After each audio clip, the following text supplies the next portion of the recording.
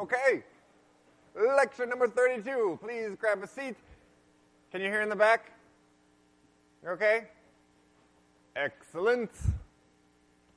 Announcements. I posted a course survey on Monday to figure out what's working for you and what's not. Some of you have not filled it out.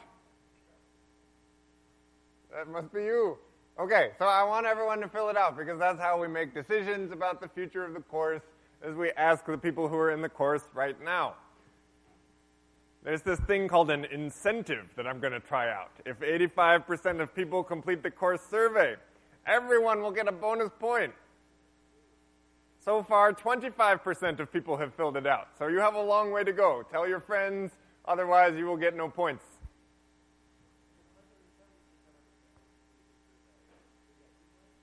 No.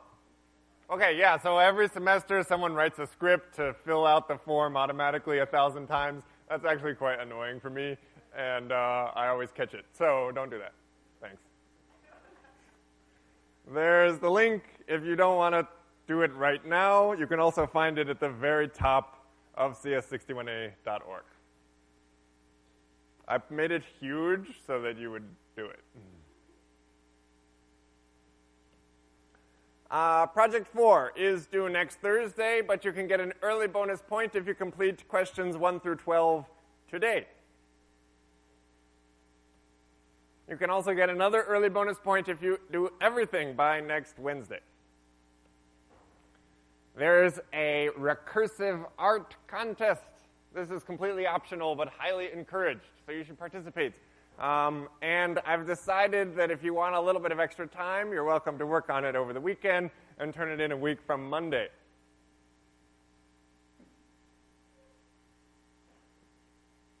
Smiley faces are welcome. You don't have to go crazy, but I'm excited to see what you come up with. To enter the contest, email your code and a screenshot of your art to Albert. There's his email address. Albert is one of the head TAs for the course. I decided that since you have a large project due, I shouldn't try to make homework due on the same day, so I've merged homework 9 and homework 10 together, and you can turn them all in on Wednesday the 29th, which is long in the future, so you probably can forget about it for a while. And hopefully that will give you one less thing to worry about in the next week as you focus on finishing Project 4. Those are the announcements. Any questions? You're welcome. Question in the back.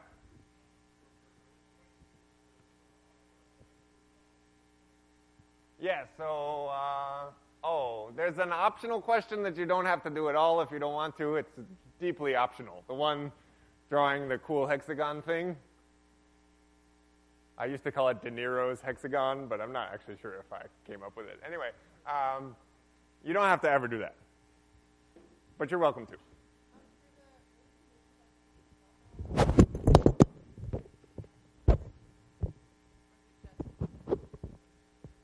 For early submission for tonight, all we'll look at is whether you passed the test that we gave you.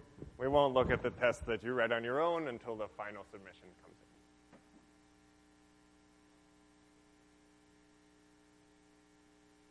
Okay.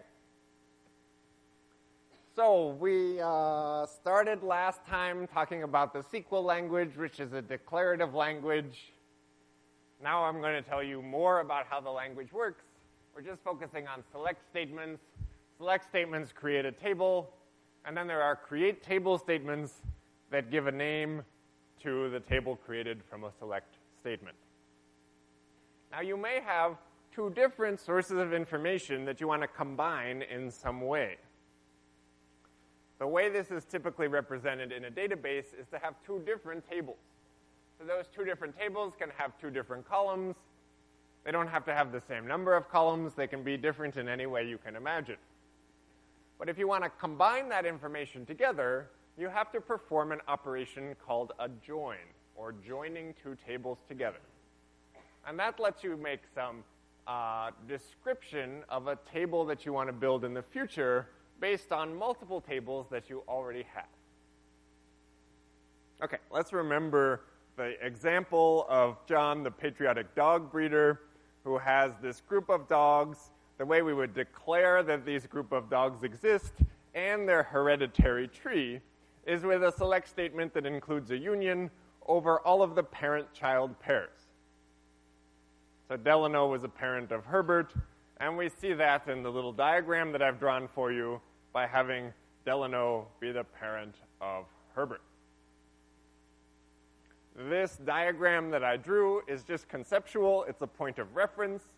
If we actually embed all these selects inside of a create table statement, then we'll create a table called parents, and its actual structure looks like this. It's 2 columns, 1, 2, 3, 4, 5, 6, 7 different rows, each of which expresses a parent-child relationship.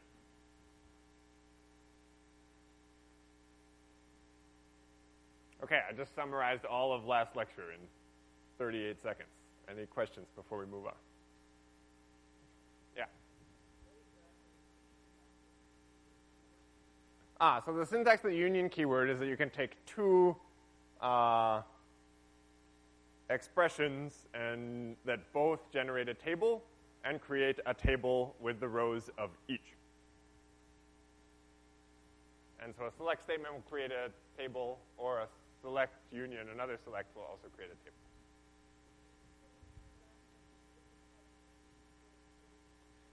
So unions, the way union merges 2 tables together is that it takes the column names from the first and ignores them from the second.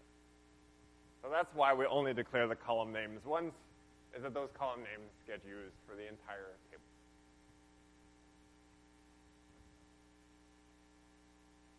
Okay, this is one table. It expresses one thing about my many dogs, namely which one was the parent of which. But there might be other information that I have about the same collection of dogs. So 2 tables, A and B, are joined by a comma to yield all combinations of a row from A and a row from B. Let's imagine that I have a second table, a table called dogs. And dogs is going to tell me what sort of fur each of my dogs has. The Abraham dog has long fur, which I've drawn with long dashes. The Barack dog has short fur.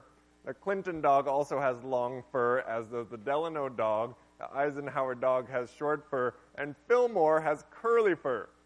Finding a way to draw curly fur on my slides was very difficult. I hope you appreciate it.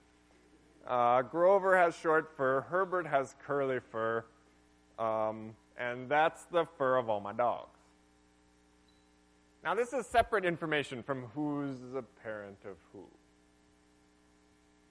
So this table doesn't really know the relationship between any of the dogs. It only knows the relationship between a dog and its fur.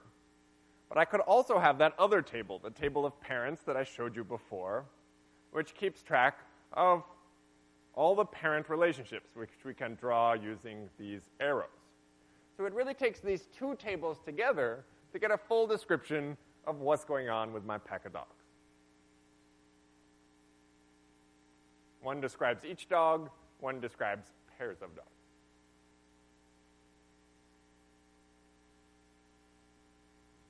And I might want to express some select statement that includes both of these sources of information at the same time. Like, for instance, I might want to get all the parents of dogs that have curly fur. So that would be Herbert's parent Delano and Fillmore's parent Eisenhower, because those are the 2 curly-furred dogs. Here's the select statement that will do that. It says, select the parent where the fur is curly of the child from a joined table that includes both parents and dogs. Okay, what's going on here? Let me just talk about it for a minute, then we'll do some examples. It's still the case that this is a select statement, just like before, where this is a column description of what I want in the result. So I want the parent. Now, how do I know which parent? Well, it's the parent column of the joined table parents, comma, dogs. There's only one parent column here, so I'm going to end up with stuff from this parent column.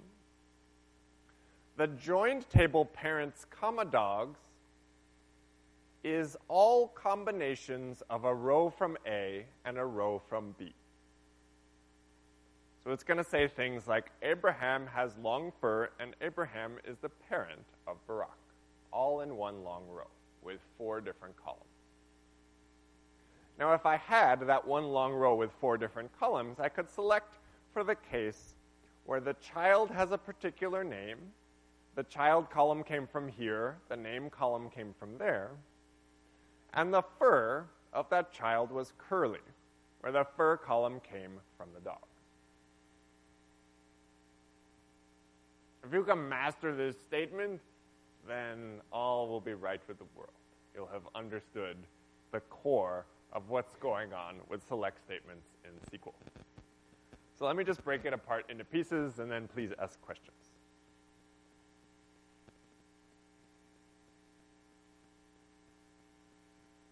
Okay, so what do we got? We have the dogs table. Delano has long fur. And we have the parents table. Fillmore is the parent of Delano. Sorry, not in Python. SQLite 3. If I initialize SQLite with all of this contents, then it will say loading resources, and now I can refer to the dogs table or the parents table. Select star from dogs, shows me everything that's in the dogs table. Select star from parents, shows me everything that's in the parents table. Now the magic happens. What happens when I select star from parents, comma, dogs? Well, that's going to join together every row from dogs with every row from parents and give me all possible combinations, which is a long list. Now this long list contains pairs that don't really belong together in any sensical way. So this is just exhaustively listing every row from here and every row from here. So it contains rows that say things like, Clinton has long fur, and also Fillmore is the parent of Grover.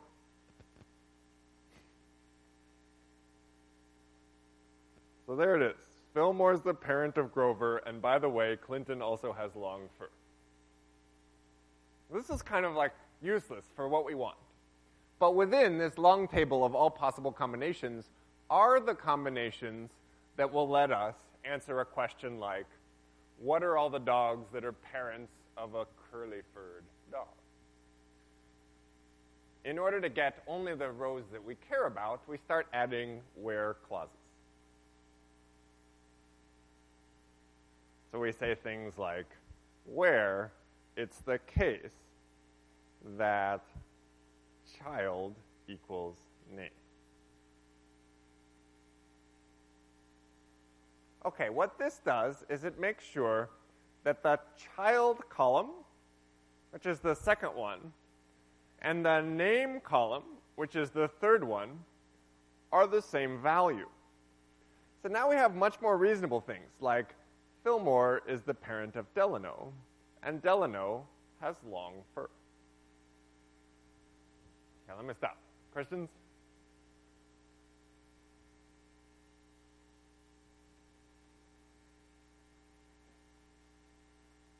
Yeah.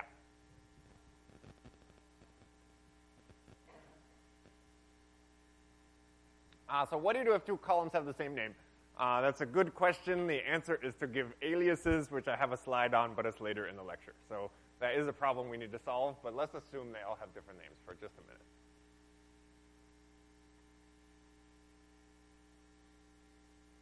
Okay? So now that I have all of the rows in the join table where the child and the name have the same value, I can also select that the fur I care about is curly, at which point I get only 2 rows. Eisenhower is the parent of Fillmore, and Fillmore has curly fur. Oh, so Eisenhower is one of those parents that I care about. And Delano is the parent of Herbert, and Herbert has curly fur. Oh, Delano is the other one. So instead of selecting star, I just select the parent with these two conditions, that I have the child column equal to the name column and the fur column equals curly, and I end up with all of the parents of curly-furred dogs.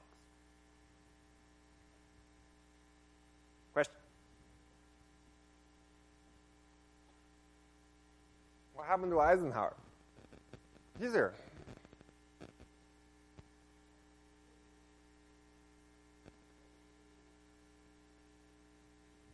Okay, so these are the parents of dogs whose fur is curly. So Eisenhower is the parent of Fillmore, and Fillmore has the curly fur. So that's why Eisenhower showed up there.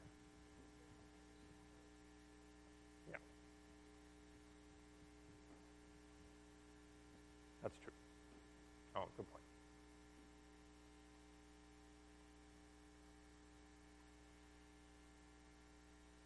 Okay, people, this is important. So how did I figure out the parents of all the curly-furred dogs? Well, I had to invent a table that had a row that it included that information all at the same time in the same row. So I had to know who's the parent of whom and what's the child's fur. And so I joined those two things together, grabbing a row from dogs and a row from parents. I selected only the rows that I cared about, and then I selected only the columns that I wanted. So this picked out which rows I care about, and this expression here said which column do I want from the resulting table.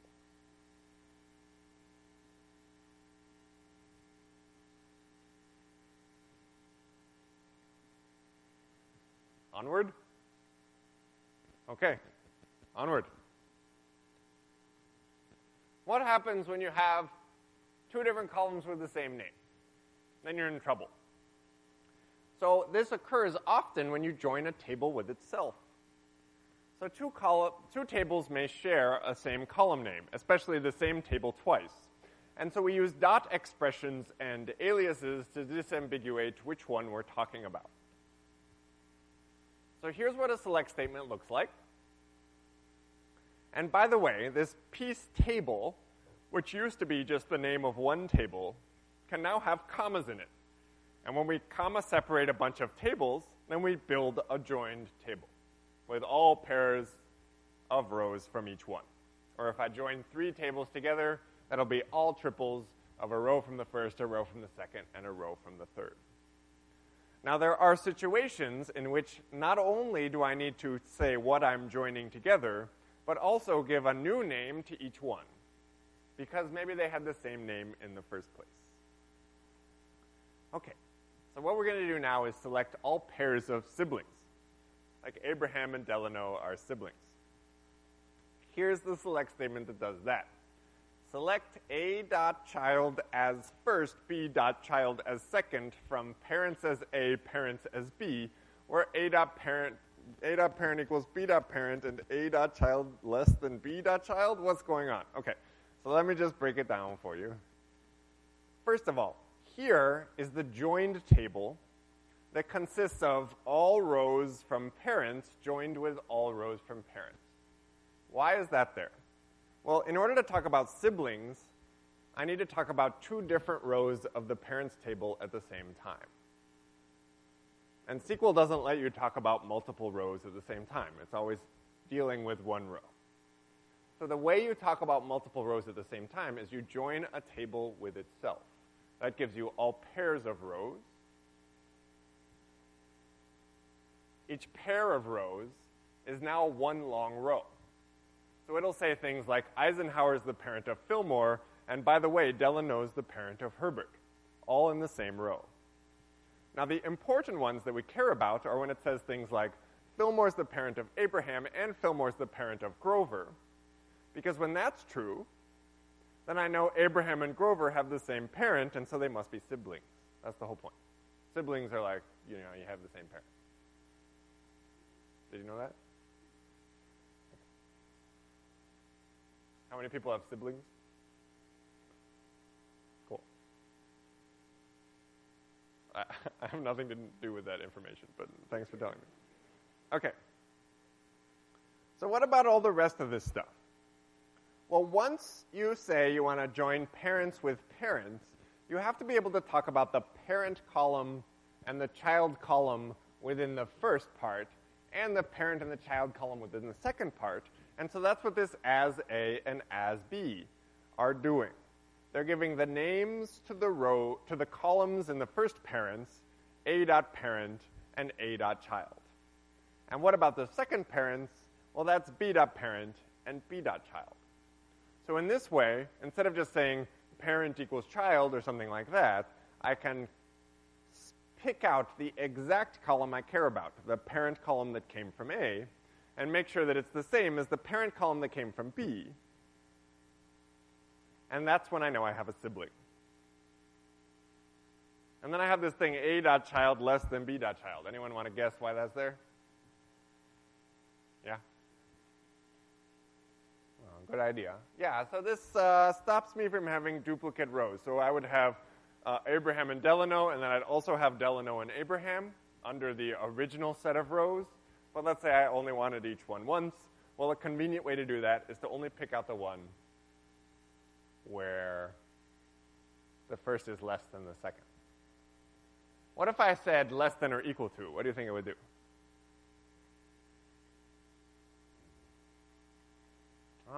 So it would have someone as its own sibling. Yeah, we do have a row in here in the join table that says Fillmore is the parent of Abraham. Oh, and by the way, Fillmore is the parent of Abraham.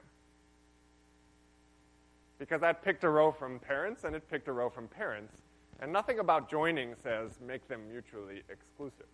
So it's up to me in my where clause to say I want them to be different. And one way to say that I want them to be different is to say I want the one to be less than the other. And they're definitely different.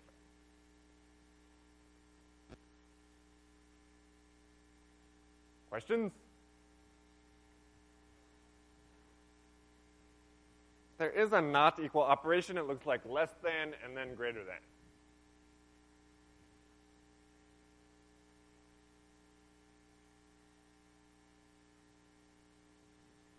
Okay. You have, yeah, question?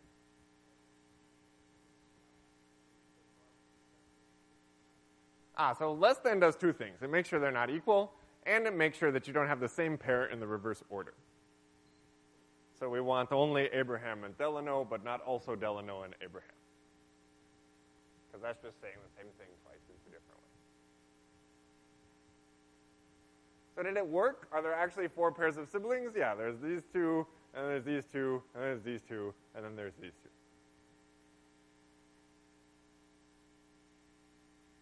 All right, you have 10 seconds to ask more questions other than you have to do one yourself. 9, 8, 7. Stopped early. Okay. Here's what you should do. Talk to the person next to you. Try to figure out which select statements evaluates to all grandparent, grandchild pairs. And remember, this is the structure of the graph. And the parents table has parent and child. And that's all you need to know. Go.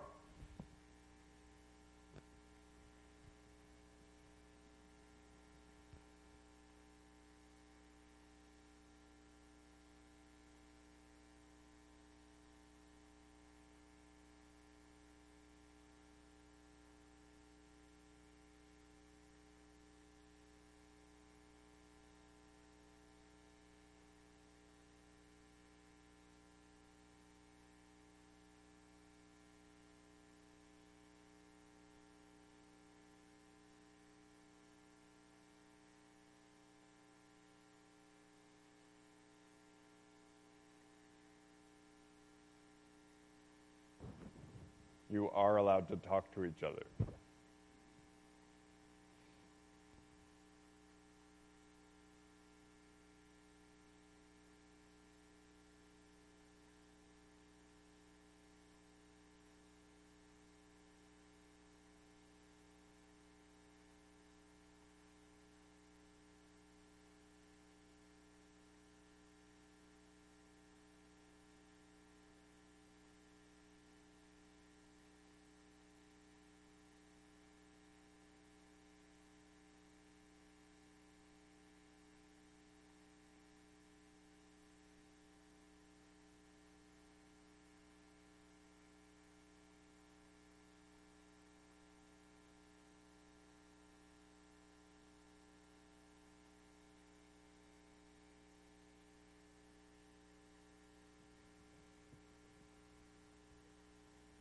Okay, let's talk. Can you still hear me in the back? Okay. The first thing to remember about this kind of problem is that you can only refer to column names that already exist when you're describing which columns you want and properties of the rows that you want. So this grandparent thing just came out of nowhere. I mean, I know I wrote it there, but the original table, parents, only has a parent column and a child column.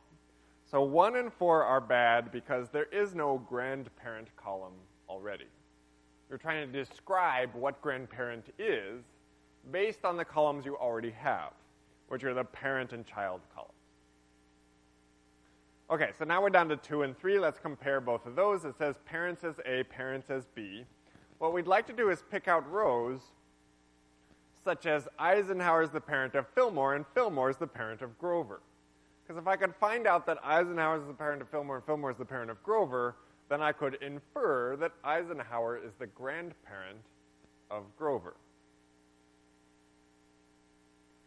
So I need a row where the parent of B is the child of A. So that's B dot parent equals A dot child. Then the parent of the parent is A dot parent, and the child of the child is B dot child. That will give me all the grandparents. Number 3.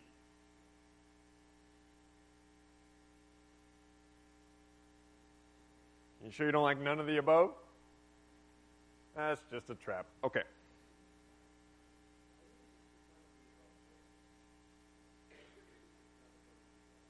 I couldn't come up with a good 5th thing, so I put none of the above. That's why it's there. Okay. Joining multiple tables. Okay. Are there any questions about this? Why is 2 different than 3? So 2 is different than 3 in that it says, I want the parent of A to be the child of B, and then it says pick out the parent of A and the child of B. That will be, these 2 are the same according to the where clause. So this will pick out Fillmore instead of Eisenhower Grover. Make sense? This thing's dangerous today. Okay. Sometimes you want to join 3 different tables together. Multiple tables can be joined to yield all combinations of rows from each table. Let's imagine that we have the grandparents table already, which selects a parent from A and the child from B, as long as B.parent equals A.child. These as granddog and grandpup tell us the names of the columns in the new grandparents table. And yes, granddog is a technical term.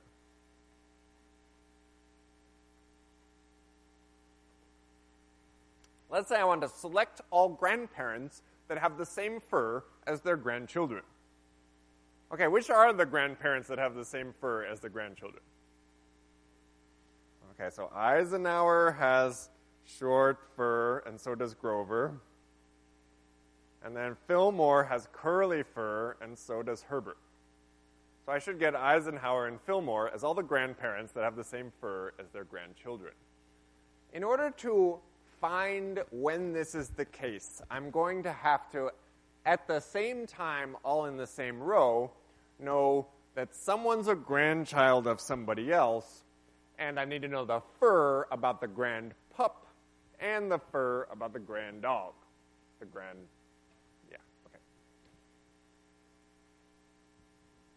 Here's how I write that.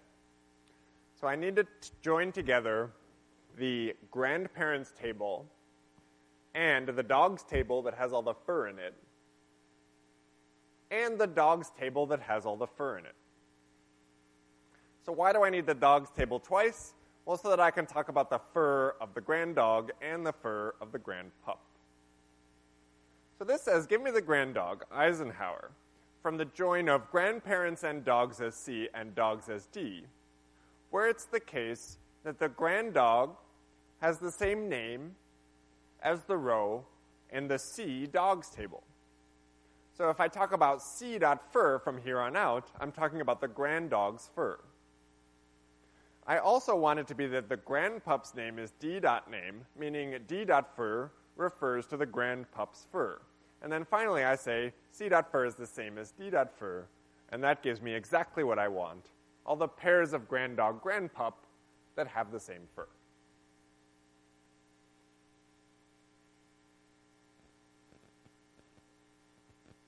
How we doing?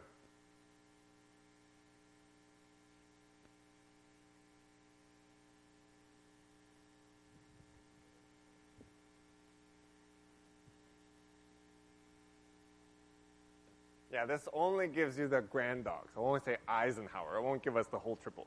But we can do the whole triple too. Okay, let's actually do this because I saw a couple of confused faces, so we can fix that. Select grand dog. Oh no. First we want to create the table grandparents as from select a.parent as the granddog, b.child as the grandpup. From a joined table where we have parents as A and parents as B, and it's the case that b.parent equals a.child.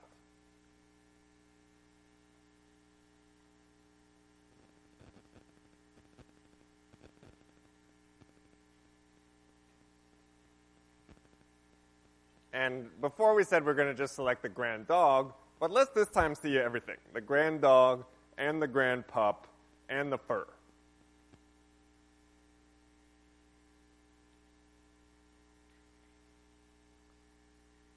From joining together the grandparents' table,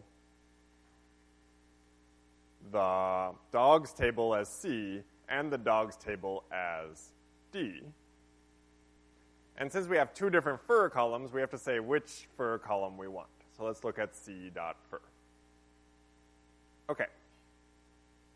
So what happened so far? I haven't finished writing this thing. What it's told me is here's all the triples where I have the grand dog, the grand pup, and the fur of the grand dog. So Fillmore has short fur. Sorry. Oh, no, this is a mess. This is all pairs of grandparents and the fur of any dog, because I haven't put any constraints here. So this says Fillmore is the grandparent of Barak. That's true, right? Fillmore goes to Abraham. Abraham goes to Barak. And it also says there's some dog in the world with short fur.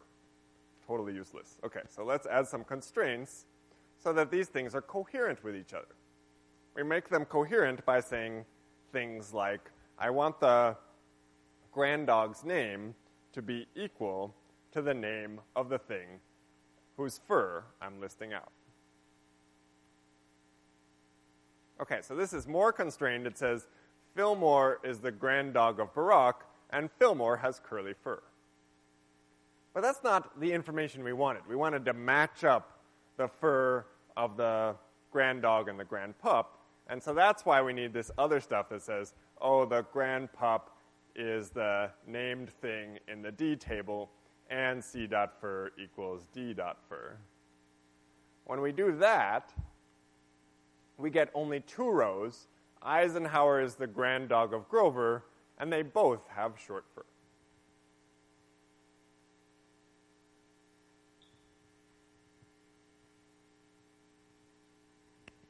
Give me some questions. Yes.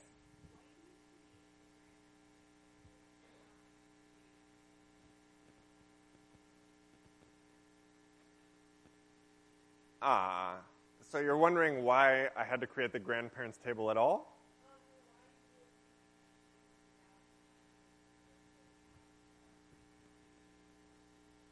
I see. So the reason this says create table is because I refer to it as a table in some other select statement.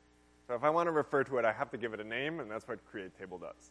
If I don't say create table, then it's just going to execute the thing, and that's why I printed out all the stuff. It was only printing out the contents of this very last select statement. This one just gets named, but it never appears. But if I want to see it, I can. I can always say select star from grandparents, and then I'll see all the grandparent pairs. Question? I could have used A and B again. I just didn't because I thought it would confuse people. So the names that you use as aliases are local to the select statement that you're writing. Okay.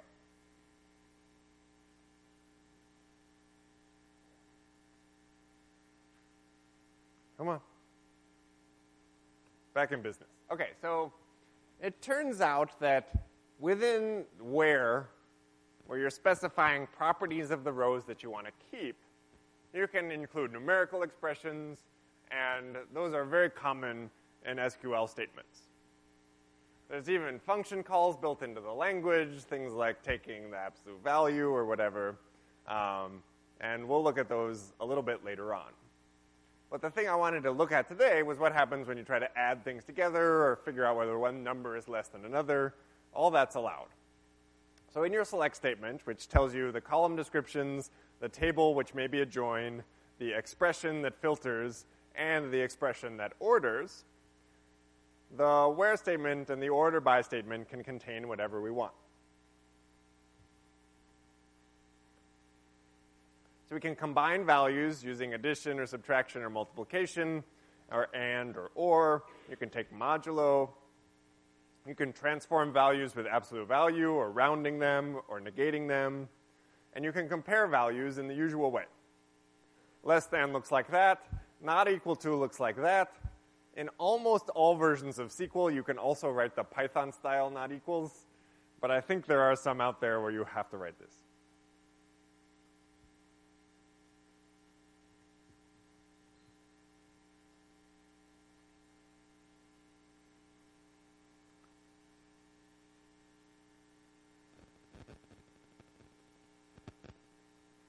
Okay, let's get some new data. We've had enough dogs.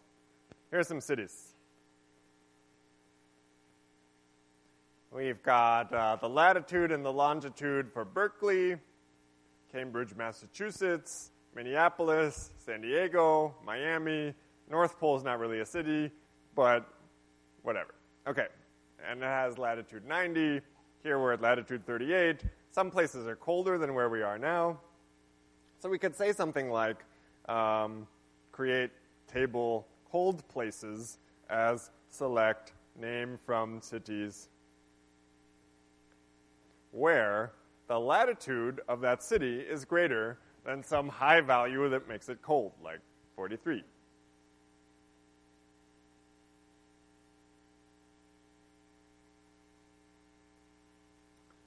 And just so we can, actually let's just not give it a name and just do it so we can see what comes out.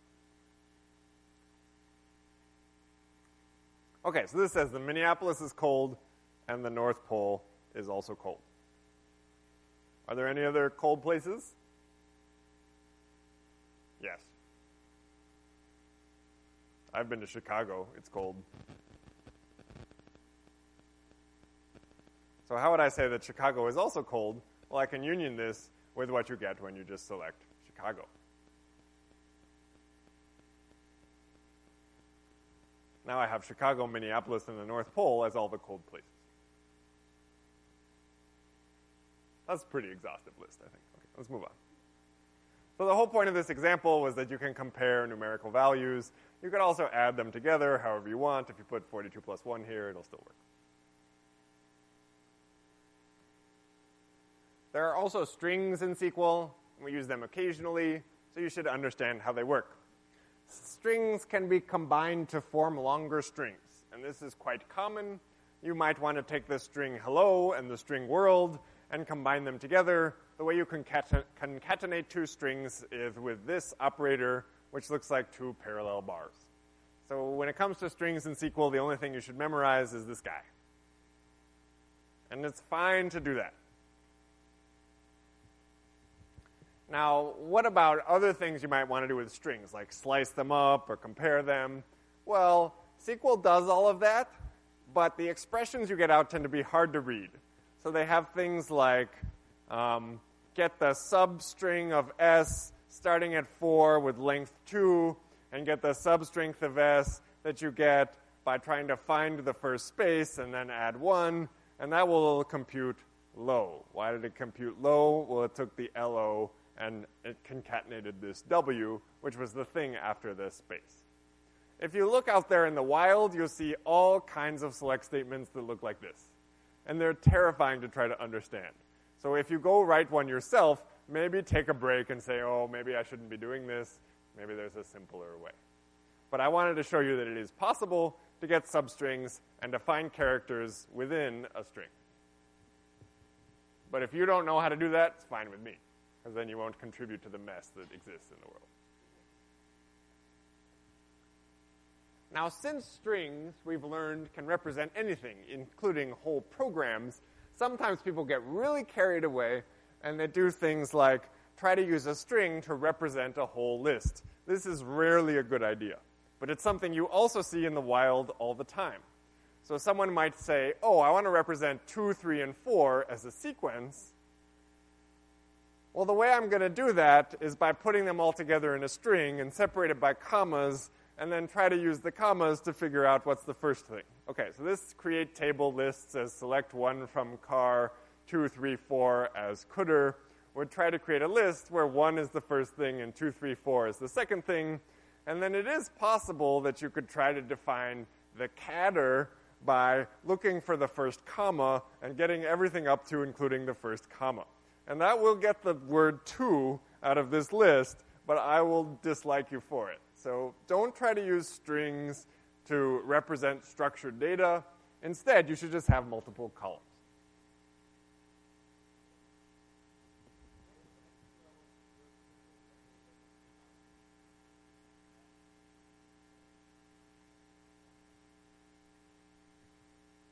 So I think the question is there some delimiter like comma that we could use in a string to break stuff up? And the answer is there isn't, which is why it's such a disaster to try to represent sequential values as strings. Don't do it. But you can do interesting stuff. Let's do a stringy example. Goodbye, cities. Let's try this. We're going to make some sentences. So we'll first create a table of nouns. And what are some nouns? Well, how about the dog? And how about the cat? And how about the bird?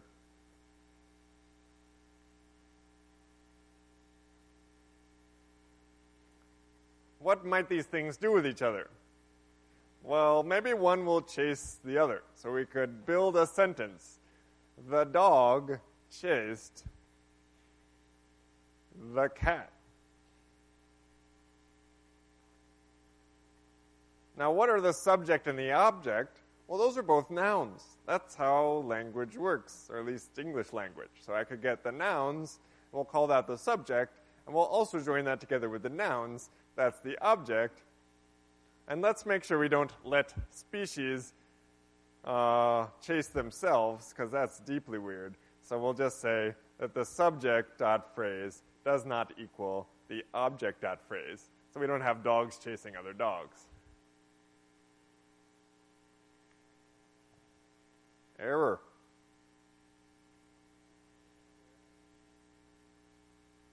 Where? Oops.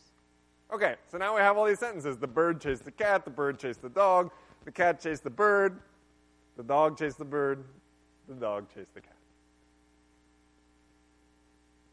Can we create more sentences? Well, sure. Let's do this. Let's create nouns that are actually conjunctions of multiple nouns. We could say all the things that you can and together are what you get when you take the first phrase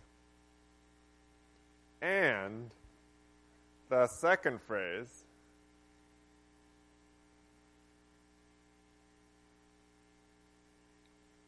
from, okay, we have to come up with a table that already exists, and then we can give it a new name, and we can do that twice. And then let's do this same thing again where we say, where's the where? Settle down, people. Ha! Okay.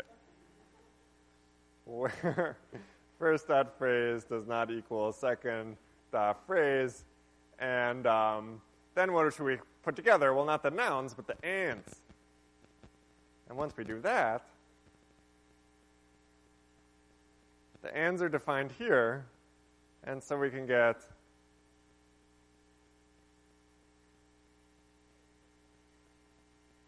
oh man, having a hard time today.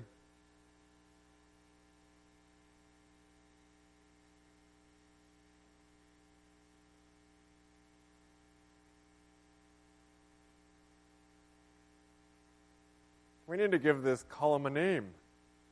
Let's call it the phrase column. Let's try again. Oh, look at that. We got the bird and the dog chasing the bird and the cat. We got the cat and the bird chasing the bird and the cat. Okay, all kinds of combinations. And what if we only wanted to have one thing chasing another thing? Well, we could do that too. We could select phrase from nouns and union that with all of this, and then we'd get even crazier sentence, like the dog chased the bird, and the dog and the bird chased the cat and the bird, and also the dog and the bird chased the dog. Okay, so you can kind of build up any sentences you want just by concatenating together nouns and chased.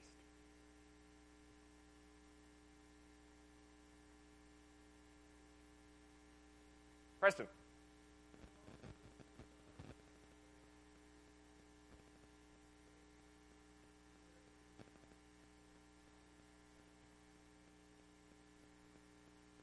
So the question is, how do these tables get built? Like, what's the execution procedure that builds up a table? Well, it turns out it's up to the database management system to decide how to build the table that you ask it to build. So a database management system is actually some hugely complicated thing because you have multiple different people talking to the database, and so you need a communications manager, and you need something that's going to store all the data in a way that works quickly, so that's the transaction storage manager. Everything we've been talking about would be handled by this box in the middle called the relational query processor. So that's the thing that actually interprets the SQL language. So this has things that should be familiar to you. You can parse, and then you can execute. But the manner in which tables are filtered and sorted and joined is totally up to the database management system. You don't get to say how it should execute what it's going to execute. So let's go back to this selecting parents of curly-furred dogs. So select parent from parents, dogs, where child equals name and fur equals curly. There's actually many different ways in which you could build up the result. Because we're joining together parents and dogs, and we're deciding that child has to be the same as name, and we're deciding that fur has to equal curly. So, you could join all the rows, parents, dogs, and then you could filter by both of these things being true at the same time. So that would build a really big table and then shrink it down. But you could also quickly find out what are all of the rows where the child and the name are the same. And this is a very common operation that can be done more quickly than listing out all the rows and then figuring out which ones have this property. And then you could filter by them having curly fur. Or you could filter by the dogs that have curly fur first, and then write out all the joined rows, and then find out the ones that have child equals name. Or you could find all the dogs that have curly fur, and then join only the rows of the results in the parents where the child equals the name. That's probably the fastest thing to do. Okay, so what I'm telling you is that there's like at least 4 different programs that compute the same thing. The SQL interpreter chooses among them automatically. So this is what makes it a declarative language. You say what you want, but it's not up to you, the program that actually executes, to build up the result. It's up to the system, the interpreter, to think of different alternatives, guess which one's going to be the fastest, and then use that. All right, we're done. See you on Monday. Fill out that survey, please.